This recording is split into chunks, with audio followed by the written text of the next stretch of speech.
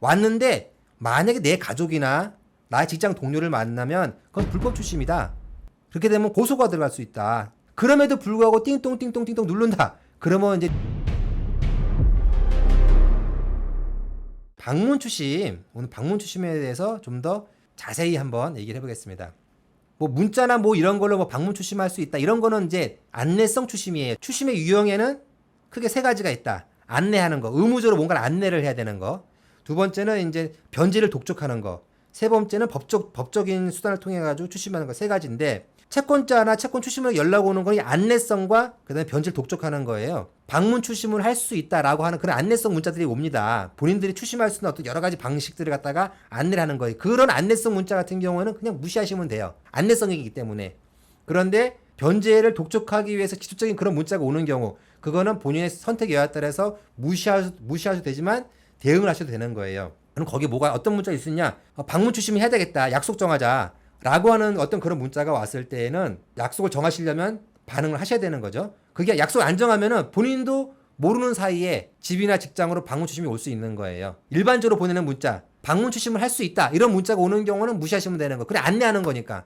그런 게 아니라 자기가 방문 추심을 해야 되겠다. 언제 가면 좋겠냐? 라고 하는 문자, 라고 하는 연락. 이런 것에 대해서는 본인이 방문 추심이 좋다 생각하면 반응할 필요가 없지만, 그렇지 않은 경우, 오지 말라고 하거나 혹은 언제 약속 정해서 만나고 하는 경우에는 그런 방문 추심하겠다는 문자나 전화에 대해서는 반응을 하셔야 됩니다. 방문 추심 받고 싶지 않아. 근데 저쪽에서는 자꾸만 방문 추심을 하겠다는 거예요. 방문 추심을 원하지 않으면 분명하게 말씀을 하셔야 돼요. 나는 방문 추심 원하지 않는다. 할 말도 없다. 바로 법적 조치를 취해라. 라고 하면 대부분의 이제 그 채권 추심원들은 이렇게 말을 합니다. 방문 추심하는 건 합법이다. 내가 가고 말고는 채무자가 뭐 거부한다고 해서 내가 안 가고 그런 것이 아니다. 라고 하는 하는 추심원들이 상당히 많아요. 이런 분들에 대해서는 이제 두 가지 말씀을 드리세요. 첫 번째는 당신이 오더라도 날 만날 수가 없다. 그러니까 뭐냐? 헛걸음을 할 것이다. 라고 말씀을 드리는 거예요. 분명히 의사 전달을 하셔야 돼요. 와도 헛걸음 할 거다. 두 번째, 또 하나는 왔는데 만약에 내 가족이나 나의 직장 동료를 만나면 그건 불법 추심이다. 그렇게 되면 고소가 들어갈 수 있다.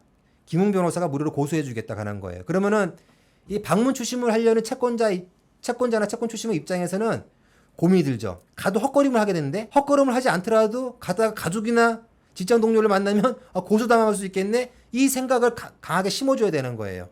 그러면 제가 봤을 때 99%의 채권 추심원들은 안 올 거라는 거죠. 왜? 와도 헛걸음 칠 거다.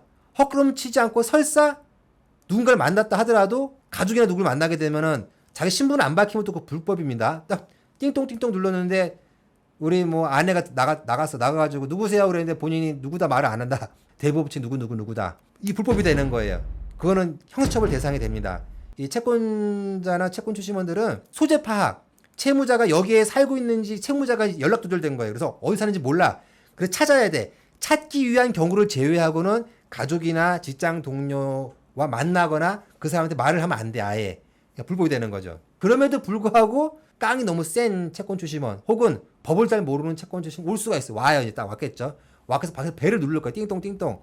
나와서 만남을 거부하는 거야. 대한민국에는 이 사생활과 주거의 평온과 영업의 어떤 평온함을 갖다가 보호받을 권리가 있기 때문에 띵똥도 눌렀다고 하더라도 만나고 싶지 않으면 거부할 수 있어. 만나기 싫다 가라. 이렇게 할 수 있는 권리가 있는 거예요. 그럼에도 불구하고 띵똥띵똥띵똥 누른다. 그러면 이제 주거의 평온을 해쳤기 때문에 주거 침입죄에 해당됩니다. 그러면 112 바로 신고를 하시면 돼요.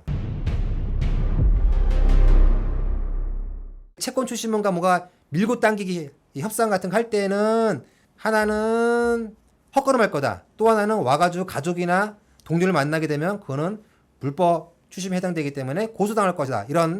이렇게 반드시 의사표시를 하셔가지고 추심원으로 하여금 진짜 오려면 강한 의지와 용기를 가지고 와야 된다. 라고 하는 그런 걸 심어줘야 되는 겁니다. 방문 추심이란 게 가능하잖아요. 방문 추심 할 수 있기 때문에. 방문 추심 할 수 있다고 해가지고 그게 채무자가 방문 추심할 때 만나줘야 되는 의무가 있는 거 아닙니다. 그게 제일 중요한 포인트. 요거 잘 모르시는 분들이 있는 것 같아요. 방문 추심 채권자가 할 수 있죠. 뭐 약속을 정하려고 했는데 안 나와서 와서 막 띵동 누를 수는 있어요. 거기까지 할 수 있다는 거지 그렇다고 해서 채무자가 만나줘야 되는 게 아니에요. 방문 판매법이라고 혹시 아세요? 대한민국에는 방문 판매에 관한 법률이 있어요. 방문이라는 게 띵동띵 눌러서 물건 파는 거잖아요. 이 방문 판매법이 있다고 해가지고 꼭 사야 되는 건 아니잖아요. 방문 판매하러 왔을 때 거부할 수 있는 거잖아요. 마찬가지로 방문 추심할 수 있다고 해가지고 오면은 만나줘야 되는 게 아닙니다. 거부할 수 있는 거, 거부함에도 불구하고 계속 초인종을 누른다? 그건 주거 침입죄에 해당하는 겁니다. 112 신고하시면 돼요.